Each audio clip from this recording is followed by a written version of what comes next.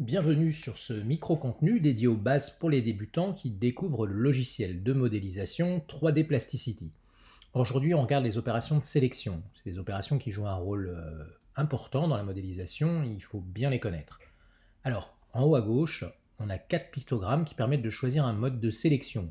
Il y a les points 1, sélection d'arête, sélection de face et sélection des solides.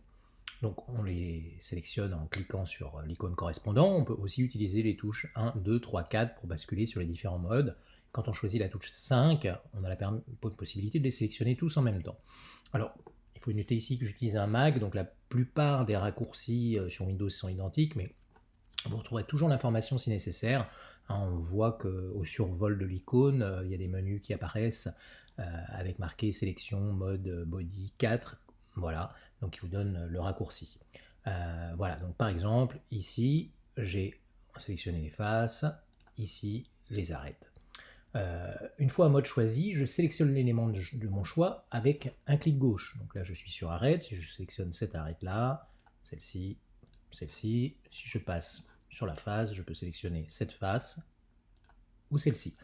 Alors, je peux désélectionner soit avec un nouveau clic gauche en dehors du solide, soit simplement en pressant sur la touche Escape. Alors, il est possible de sélectionner plusieurs items en utilisant la touche Shift. Donc ici, on voit que je sélectionne plusieurs faces. Si je reviens sur les arêtes, je sélectionne ici plusieurs arêtes. Voilà, on peut tout sélectionner avec la touche A.